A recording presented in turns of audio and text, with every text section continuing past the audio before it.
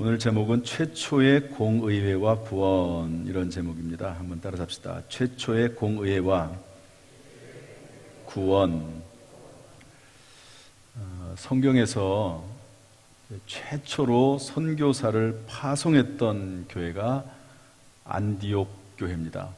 그런데 이 안디옥 교회는 이방인들의 교회죠.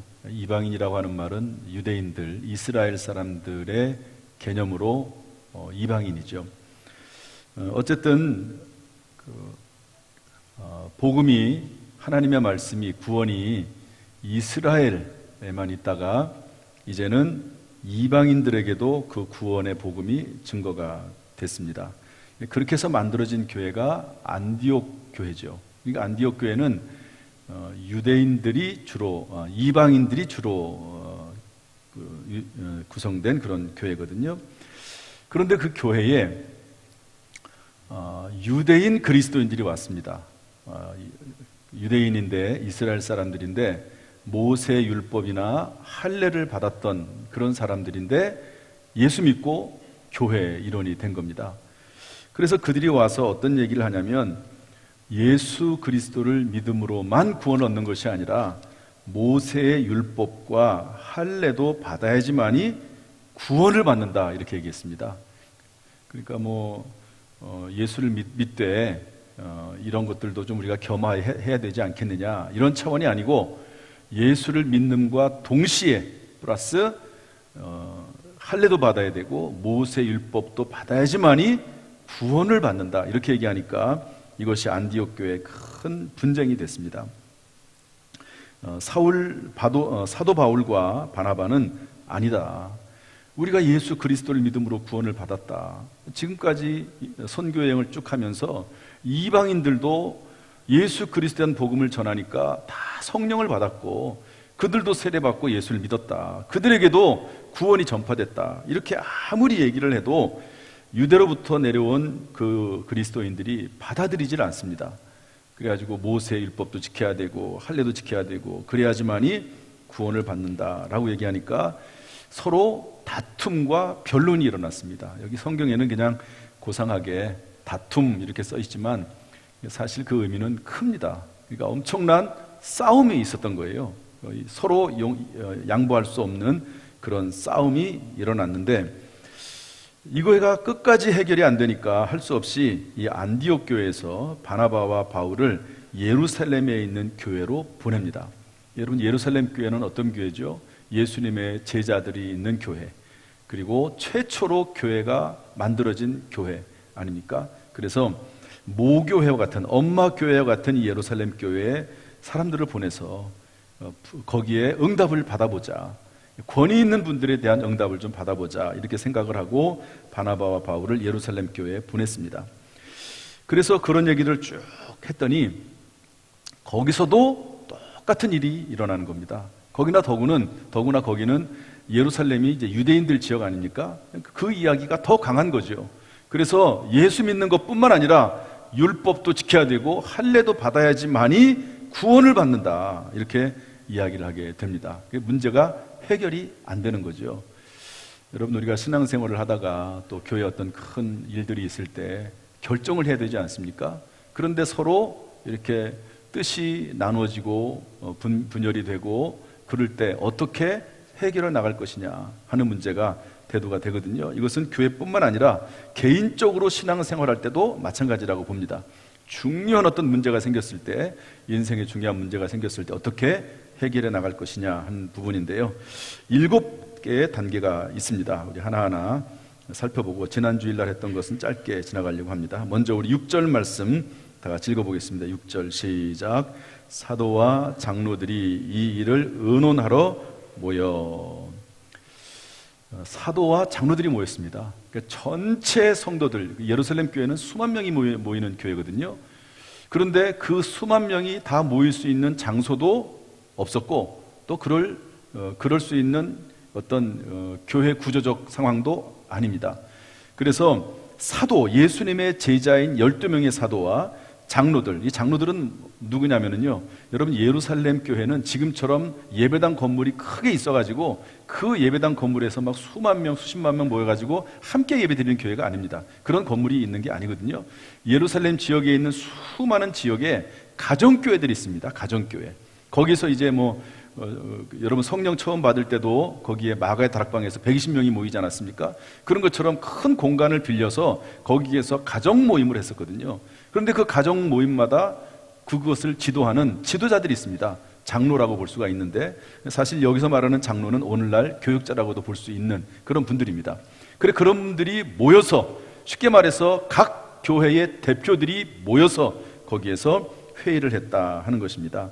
이것은 무슨 의미냐면 위임받은 전문가, 책임자, 지도자 그룹이 모여서 교회의 중요한 문제를 해결했다는 것이죠. 그래서 제가 지난번에 그래서 우리 2000년 동안 세계 교회에 있었던 중요한 회의들을 얘기했습니다.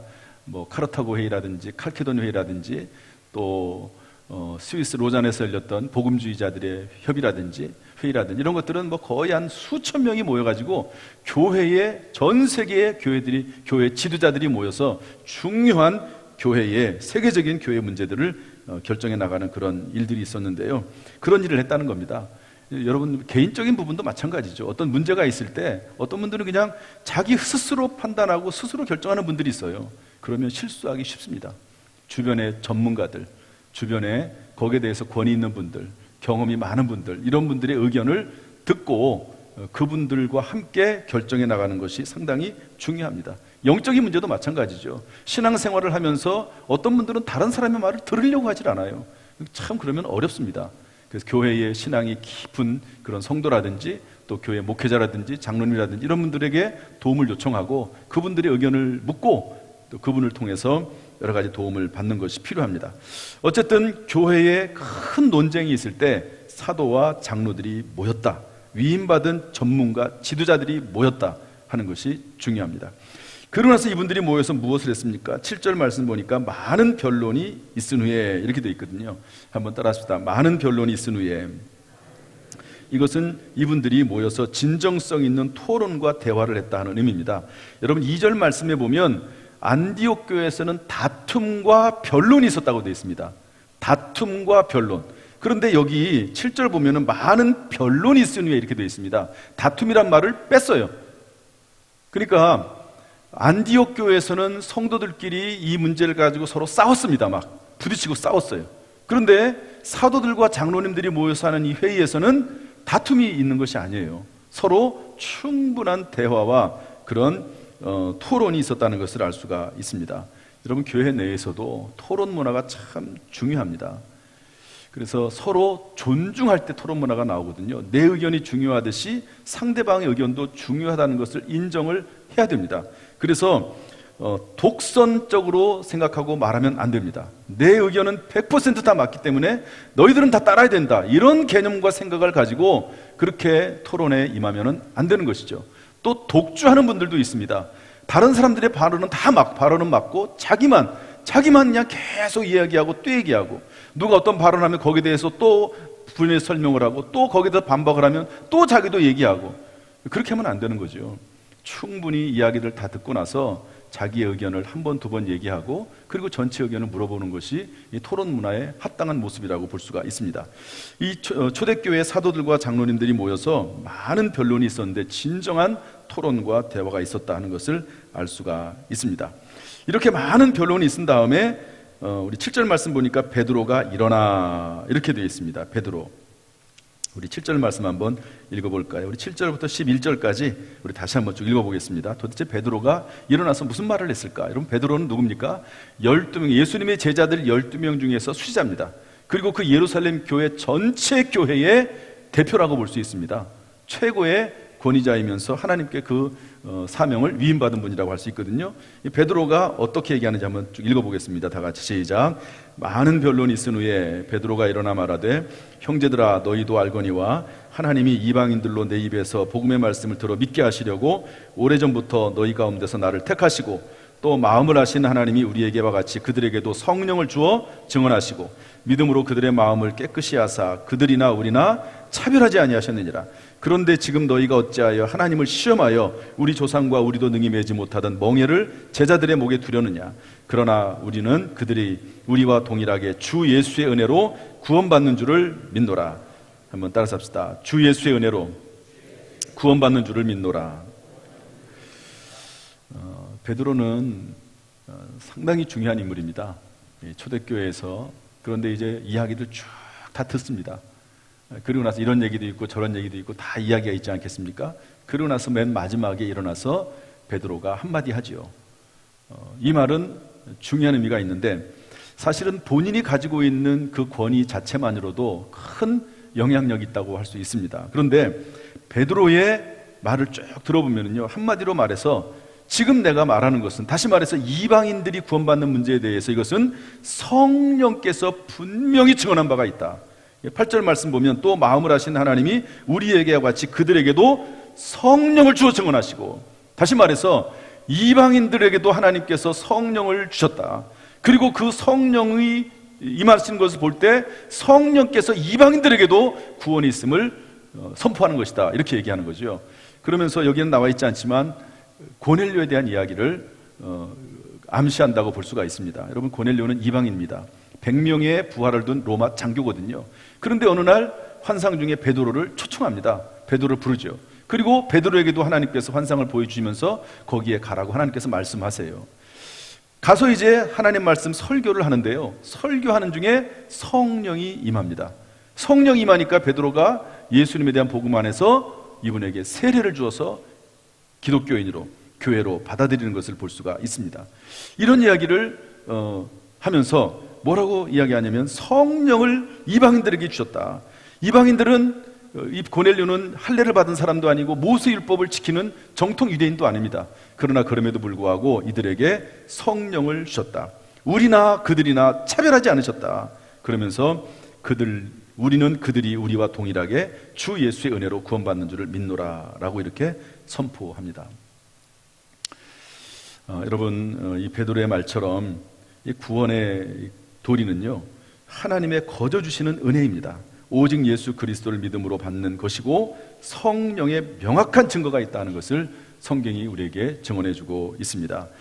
로마서 4장 5절은 이렇게 말씀하고 있습니다. 이를 아니할지라도 경건하지 아니한 자를 의롭다 하신 이를 믿는 자에게는 그의 믿음을 의로 여기시나니.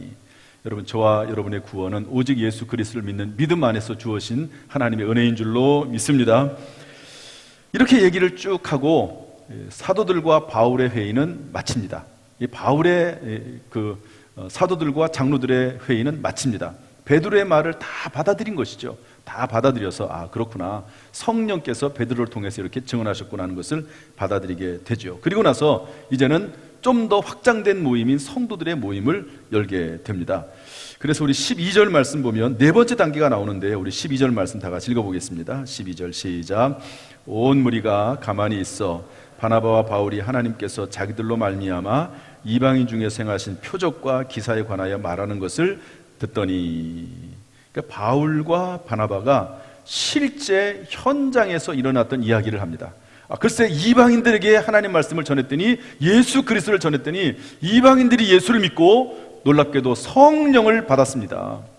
이런 이야기를 쭉 전하면서 이 예수 그리스도의 복음을 전하는데 방해를 하는 바 예수라고 하는 사람이 맹인이 되기도 하고, 나면서부터 걷지 못한 사람이 일어나서 걷게 되는 이런 놀라운 일들이 일어났습니다. 이방인들도, 할례를 받지 않고 율법을 지키지 않았던 이방인들도 예수 그리스도를 믿음으로 말미암아 구원을 받는 것을 우리가 직접 현장에서 목격했습니다 라고 이야기를 하는 것을 볼 수가 있습니다. 따라서 베드로는 성령의 증언, 그 다음에 바울과 바나바는 현장의 증거를 가지고 이야기하는 것을 볼 수가 있습니다. 한번 저를 따라서 할까요? 성령의 증거, 현장의 증거. 여러분, 우리의 구원은 성령께서 증언하시고 또한 현장 속에서 증거된 하나님의 구원의 진리인 줄로 믿습니다. 이렇게 쭉 얘기를 하니까 그때 야고보가 또 일어납니다. 야고보가 13절 보면 말을 마침에 야고보가 대답하여 이르되. 여러분, 야고보는 누굽니까? 야고보는 예수님의 제자 야고보가 아니고 예수님의 동생 야고보입니다. 여러분, 이제 사도들과 장로들이 모여서 회의를 할 때는 아마 베드로가 회의의 의장이 됐던 것 같아요. 그런데 이제 온 무리들을 모아놓고 회의를 할 때는 예수님의 동생인 야고보가 회의의 의장이 된 것 같습니다. 그래서 쭉 이제 의견들을 다 듣고 나서 야고보가 말을 합니다. 뭐라고 말을 하냐면, 우리 한번 읽어보겠습니다. 13절부터 18절까지 우리 한번 다 같이 읽어보겠습니다. 시작. 말을 마침에 야고보가 대답하여 이르되, 형제들아, 내 말을 들으라. 하나님이 처음으로 이방인 중에서 자기 이름을 위할 백성을 취하시려고 그들을 돌보신 것을 시므온이 말하였으니 선지자들의 말씀이 이와 일치하도다. 기록된 바 이후에 내가 돌아와서 다윗의 무너진 장막을 다시 지으며 또 그 허물어진 것을 다시 지어 일으키리니 이는 그 남은 사람들과 내 이름으로 일컬음을 받는 모든 이방인들로 주를 찾게 하려 함이라 하셨으니, 즉 예로부터 이것을 알게 하시는 주의 말씀이라 함과 같으니라. 첫 번째로 야고보가 일어나서 뭐라고 말하냐면요, 베드로가 이미 사도들과 장로들의 회의에서 했던 말을 인정하고 상기시켜 줍니다. 다시 말해서 시므온이 말하였으니, 14절에 그렇게 되어 있잖아요. 여기서 말하는 시므온은 베드로를 말합니다. 시므온이 원래 이름이고 베드로는 별명입니다. 예수님께서 시므온의 별명 베드로, 반석이라고 별명을 붙여주셨거든요. 베드로가 한 말이 옳다. 그 말은 성령의 증언이기도 하고 성경에 기록된 말이다. 그래서 구약 성경에 나와 있는 성경의 증거, 다시 말해서 아모스서 9장 11절 12절의 말씀을 인용을 합니다. 뭐라고 되어 있냐면 17절 말씀 보니까 모든 이방인들로,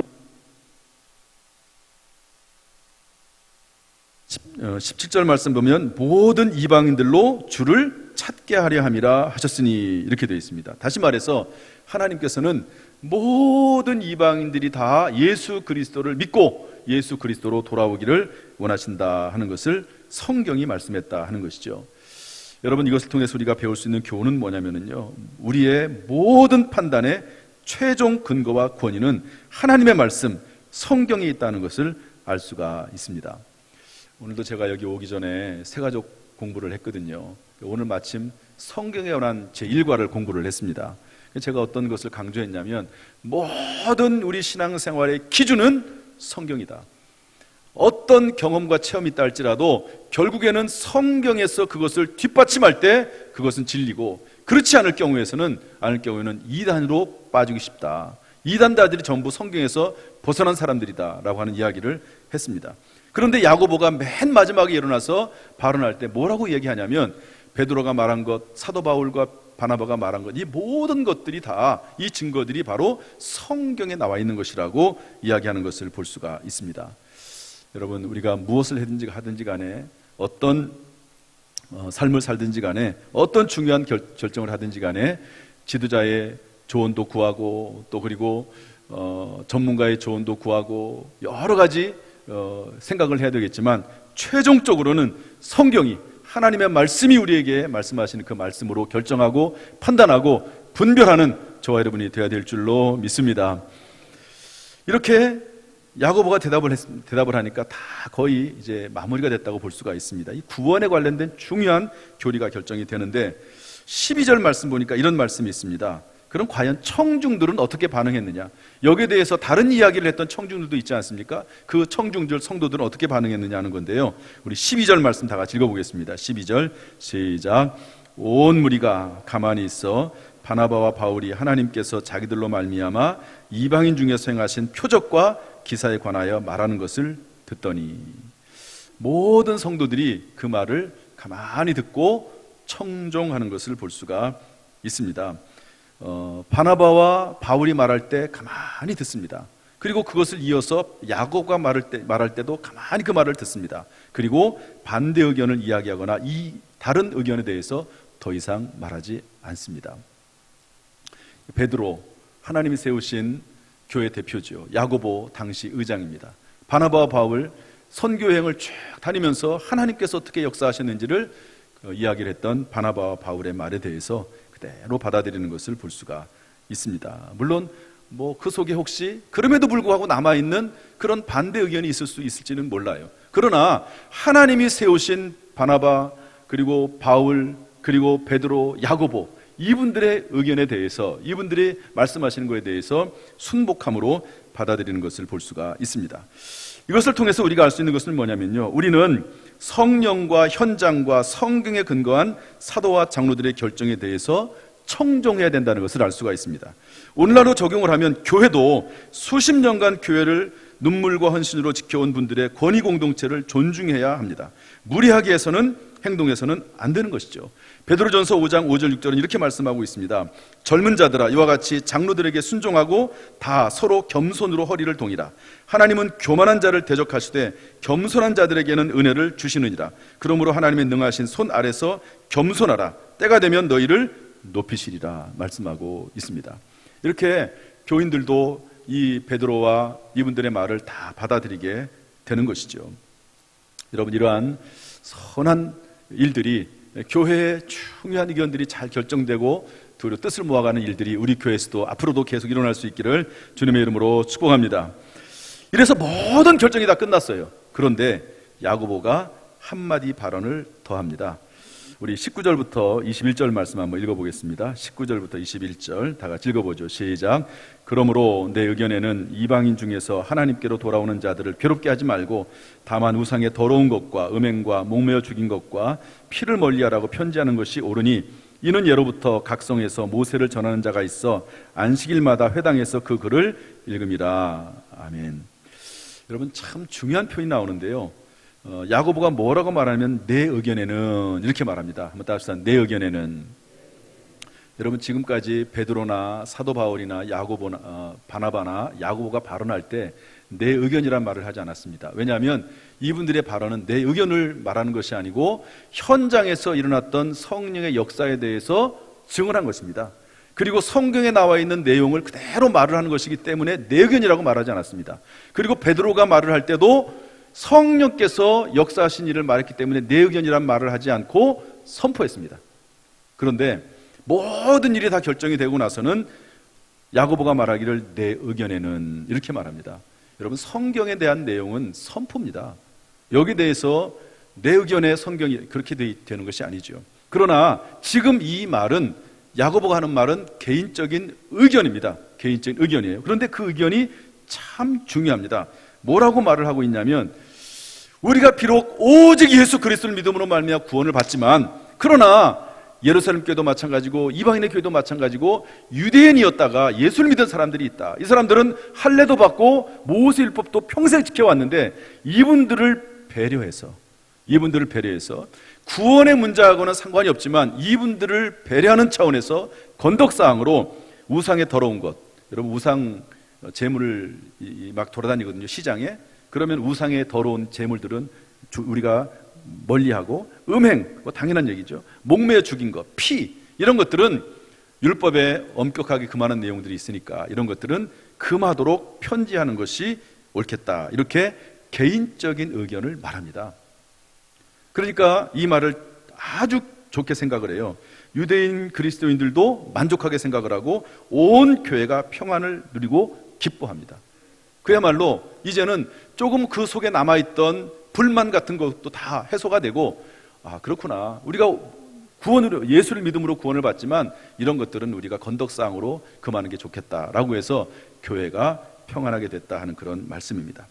이것을 통해서 우리가 알 수 있는 것은 뭐냐면요, 우리는 본질과 비본질을 구분할 줄 아는 지혜가 있어야 된다는 것을 알 수가 있습니다. 한번 저를 따라서 하시죠. 본질은 단호하게, 비본질은 유연하게. 여러분, 예수 그리스도를 믿음으로 얻는 구원과 같은 본질적인 문제는 목숨을 걸고 지켜야 됩니다. 그래서 사도 바울이 예수 그리스도의 복음을 위해서 목숨을 걸고 순교하면서까지 복음을 전하지 않습니까? 베드로도 십자가에 거꾸로 달려 죽으면서까지, 순교하면서까지 예수 그리스도 복음을 지킵니다. 그러나 여러분, 먹고 마시는 문제와 같은 비본질적인 문제는 공동체 평화와 안정을 위해서 최대한 양보하고 협의해서 시행하면 되는 겁니다.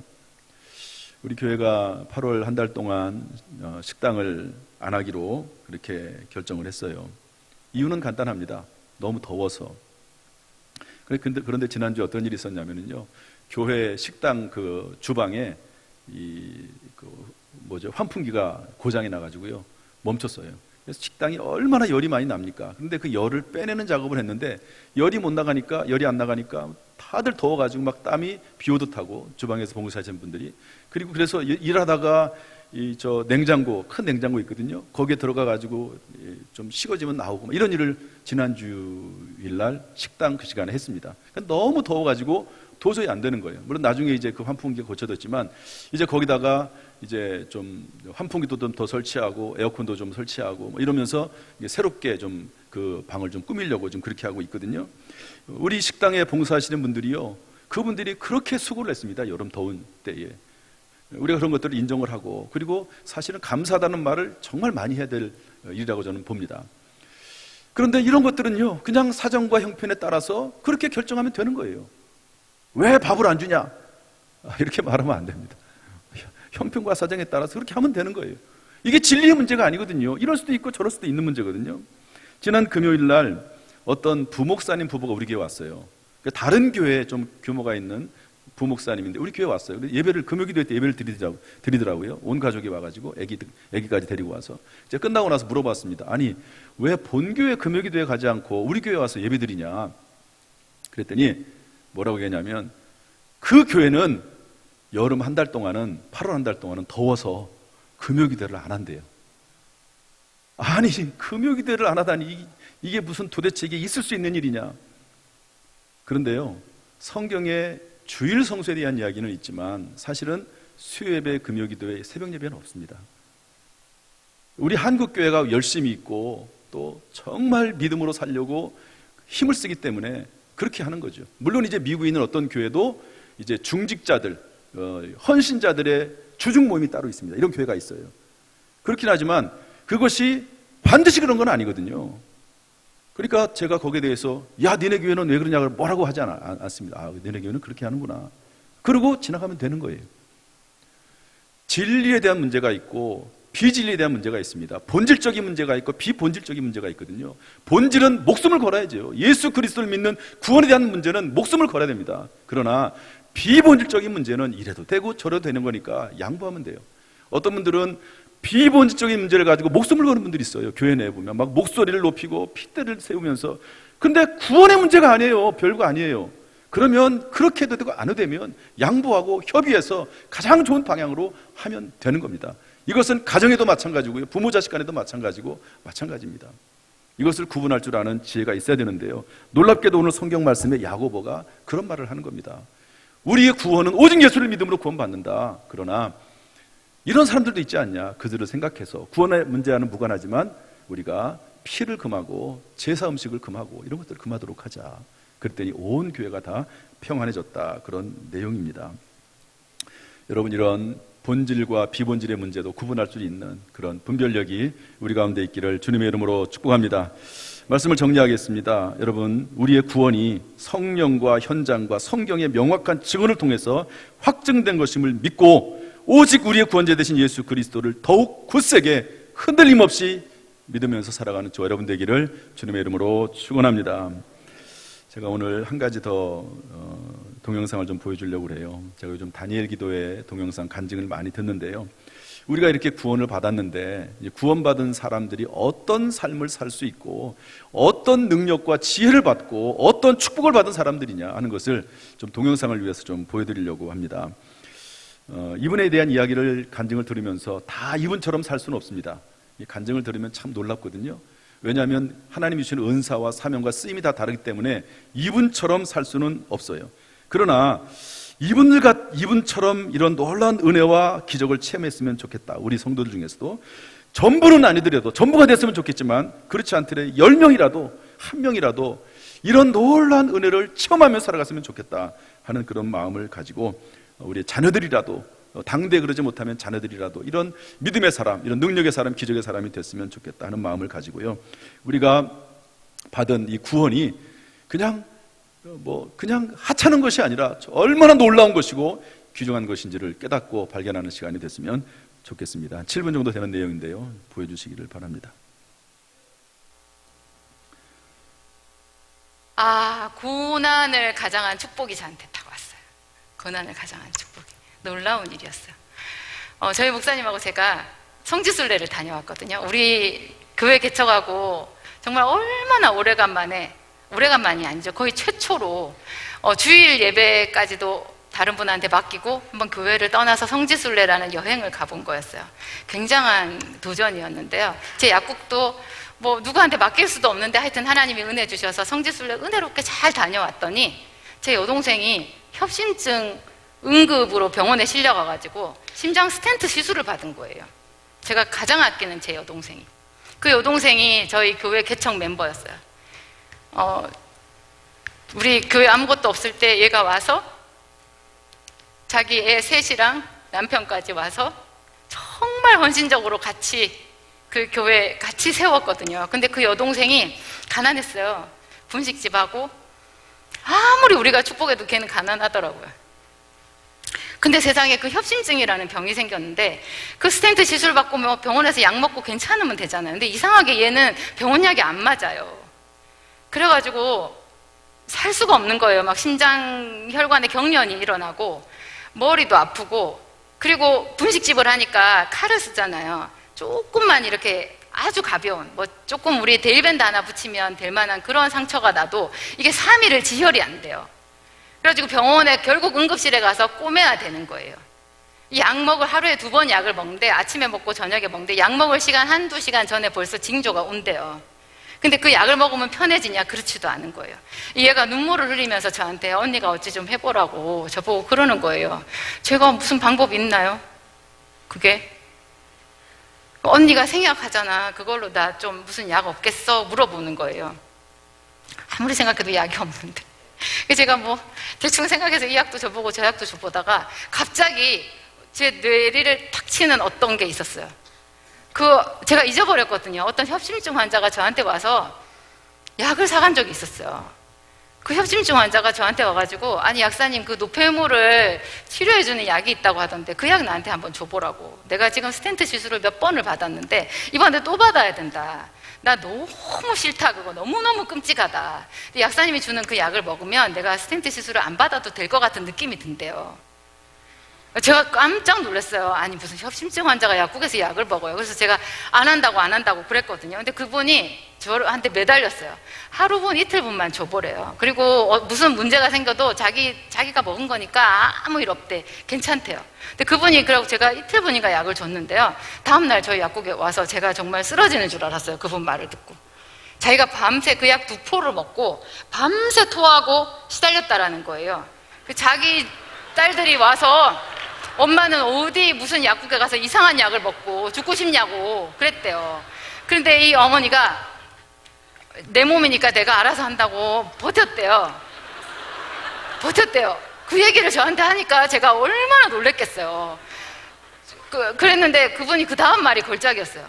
근데 나 이제 숨이 안 차. 10분 거리를 가려면 몇 번을 쉬어야 됐는데요. 자기 이제 그냥 걸을 수 있대요. 그러면서 그 약 더 달라는 거예요. 그거 어떻게 해요? 그래서 그냥 2-3일분 더 주고 그분이 몇 번씩 그렇게 약을 타간 사례가 있었어요. 근데 저는 완전히 그걸 잊어버렸거든요. 그래서 갑자기 이 생각이 난 거예요. 그래서 그 약을 얘한테 줘서 얘가 나았어요. 여러분 놀랍죠? 그동안 약사이면서 사모입니다. 목사 사모입니다. 계속 이어서 해야 되는데 20년 동안 약국했던 거 한번 레포트 기념으로 써보면 좋겠다. 그래서 제가 1년 동안 책을 썼어요. 손님이 없으니까 책을 쓰기가 좋더라고요. 추석 연휴 때도 나가서 책을 썼어요. 그래가지고 1년이 지난 다음에 책이 나왔어요. 그 책을 제가 약국에 오는 손님들한테 무료로 배포했어요. 홍보 자료잖아요. 광고. 그 책을 보고 어떤 손님이 저에 대한 신뢰가 생겨서 저한테 단골 고객이 된다면 그것도 좋은 거잖아요. 그 책을 한 500권을 제가 만들었는데 금방 책 없어지잖아요. 그거 어떡하지 하다가 제가 유튜브를 시작했어요. 책이 아직 어떤 반향도 없고 그냥 사그러드는 촛불처럼 이렇게 되는 상황에서 제가 한 번에 수를 더 둔 거예요. 한 번에 수를. 유튜브는 돈이 안 들더라고요. 그냥 제가 셀카 해가지고 책을 한번 써보고 나니까 유튜브를 한번 찍어볼까? 저희 애들이 엄마가요? 왜냐하면 제가 기계치거든요. 저는 기계치예요. 저 집에 세탁기에 온수가 나온다라는 것을 세탁기 버릴 때 알았어요.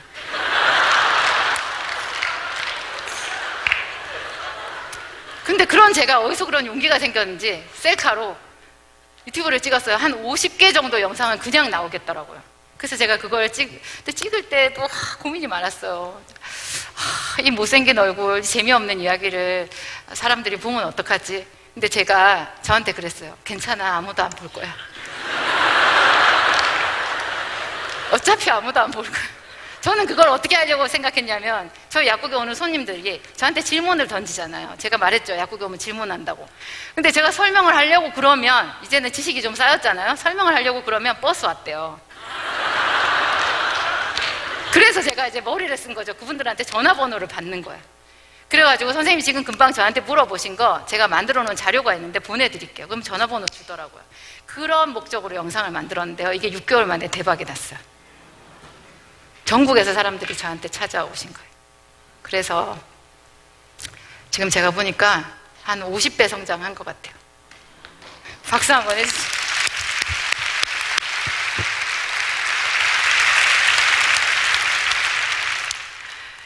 예수님이 오셔서 일해주신 거예요. 정말 일해주신 거예요. 상상할 수 없이 일해주셨어요. 얼마나 감사한지. 제가 구했던 것에 몇 배를 주셨는지 몰라요. 제 20억 성전 아무것도 아니에요, 지금. 정말 아무것도 아니에요. 제가 올해는, 이런 얘기 해도 되나? 올해는 200억 될 것 같아요.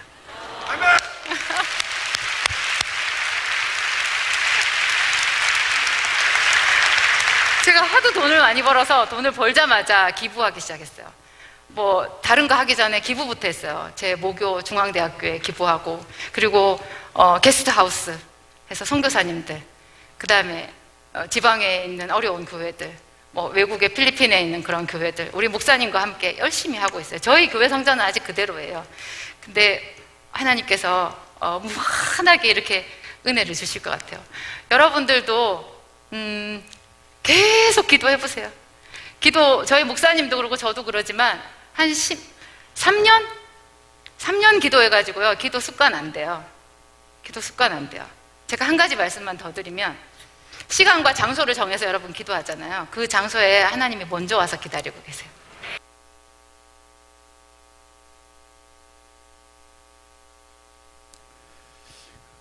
이분은 개척교회 하는 사모님인데요. 약국을 하시는 약사세요. 어느 날 기도하다가, 이게 1시간짜리인데 7분을 줄이다 보니까 어느 날 기도하는 가운데 본인이 교회를 예배당을 건축해야 된다는 그런 하나님의 감동을 받아요. 한 20억 정도 되는 예배당 건물을 본인이 혼자 져야 된다는 이제 그런 감동을 받습니다. 그래가지고 그때부터 계속 기도하면서 엄청난 실패도 많이 하고 고난도 겪고, 그러다가 이제 결론 부분만, 이게 제가 말씀드린 결론 부분만, 기도하면, 계속 기도하면, 기대하고 기도하고 하나님의 뜻 안에서 목적을 분명히 하고 기도하면 하나님께서 반드시 응답하신다, 그런 내용입니다. 저는 이 간증을 들으면서 참 멋있다 이런 생각을 했어요. 돈을 많이 벌어서 곧바로 기부하기 시작을 하고, 물론 다 이렇게 쓰임받는 건 아니죠. 쓰임마다 다 다르니까. 다 이러면은 뭐 교회 주방봉사는 누가 합니까? 교사는 누가 합니까? 그 쓰임이 다르긴 하지만, 그러나 이렇게도 쓰임받을 수 있다. 제가 드리고 싶은 말씀은 뭐냐면, 하나님이 살아계시고 상 주신다. 믿음으로 구원받은 우리는 하나님의 인도하심에 따라서 정말로 하나님이 역사하시면 못할 일이 없다 하는 것을 말씀드리고 싶어서 간증을, 내용을 보여드렸습니다. 우리 당대에, 또는 하나님께서 우리 후대라도 이런 놀라운 은혜와 구원받은 자로서의 놀라운 삶을 살 수 있기를 도우시기를 주님의 이름으로 축원합니다.